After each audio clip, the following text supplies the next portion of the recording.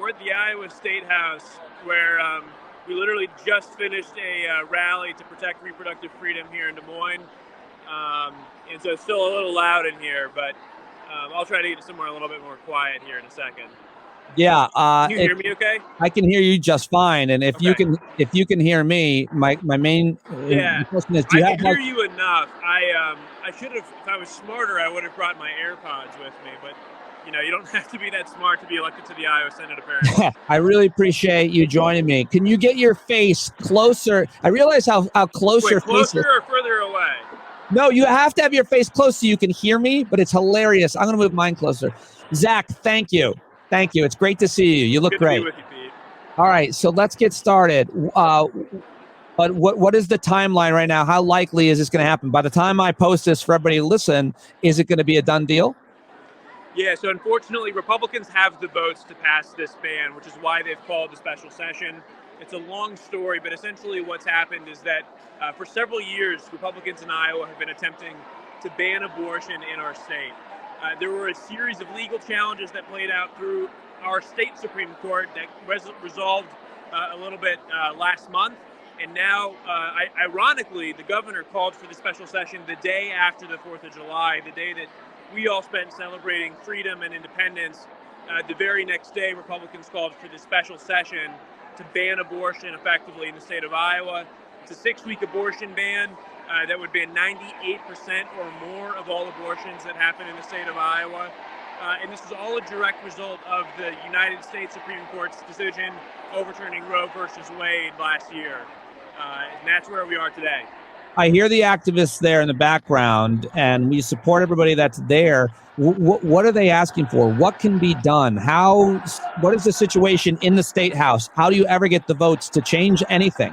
Well, I mean, the turnout for today has been absolutely incredible. When I got here, I wasn't sure, are we going to see half and half, pro-choice, anti-choice, what's that going to look like? Instead, it's been overwhelmingly, 95% plus freedom-loving Iowans who want to protect the ability of Iowa women to make their own healthcare decisions without the government stepping in. It's been incredible to see the response from people all over the state coming to Des Moines to make their voices heard. Part of what's so messed up here, Pete, is the fact that Republicans introduced this legislation late last Friday. We started to see the actual language come out. But Republicans, who felt so strongly that this bill had to be passed into law, that they needed the special session, they couldn't wait until next year. But then the moment we got here, the very first motion that they passed was to limit debate and prevent people from actually being able to speak and make their voices heard. It's hypocrisy at the absolute worst.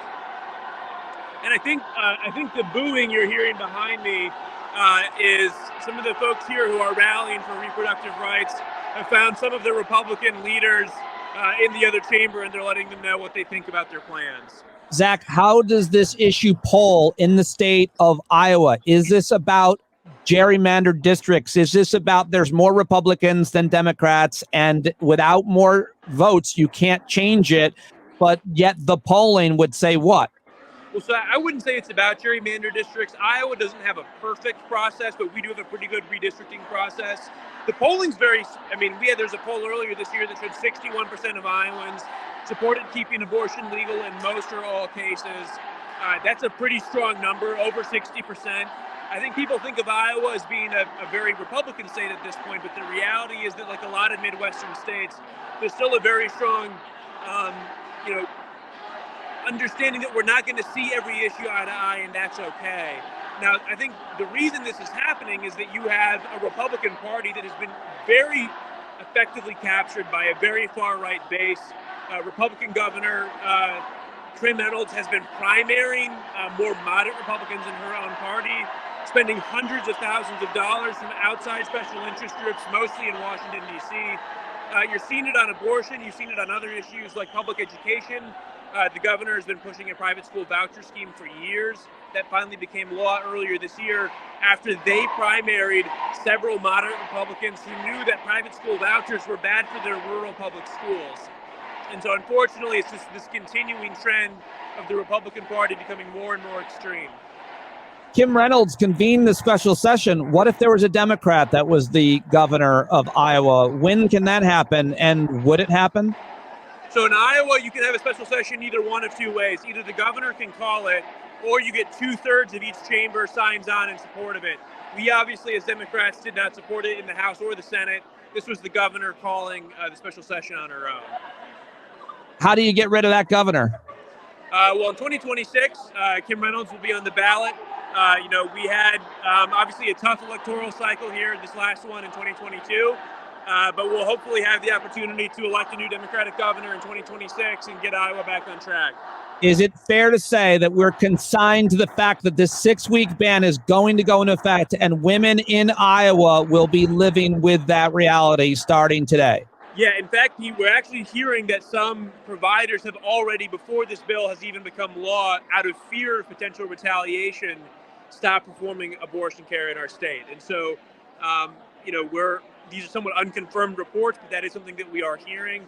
And it just illustrates the effect that this introducing this bill is having on people across the state. And the concern that we have is that, obviously this is going to immediately affect Iowa women, their families, people who are going to be directly affected by this. But we know the effect is going to have ripple effects, because this is going to result in people leaving our state. This is going to result in providers choosing states other than Iowa. It's going to be very difficult for our state's OBGYN programs. There are going to be catastrophic effects of this that will ripple far beyond what happens here today. What else does this mean for women and girls and families in Iowa, Zach? Well, look, I think it shows that there's a fundamental lack of trust, right? What this is saying, what Republicans are saying is, we're going to use the power of state government to tell you what you can and cannot do. And by the way, Pete, I should tell you, there is no exception in this bill for age. If you're a 12-year-old girl and by the way, there's a quote-unquote rape exception, but that's only valid if you report the rape to law enforcement within 45 days of the alleged incident, which is absolutely preposterous. Because we know that, there are a huge number of sexual assault cases that never get reported for reasons that are, complicated and personal and private for each individual person. And this is ultimately saying that, if you're a 12-year-old who has been raped by your uncle, if you don't report that to law enforcement, you can't have an abortion. And the fact that there's no age limit, we're going to introduce amendments to try to change that, but we certainly don't expect Republicans to accept any of our amendments, including what I would say are very common sense things that you should be able to get some level of compromise on. I don't think it's going to happen. I'm glad that you're a senator there. I'm glad that you're still there fighting. I appreciate you talking to me today. A lot of people listening, everybody listening, including lots of people in Iowa that you and I both know, want to know what we can do.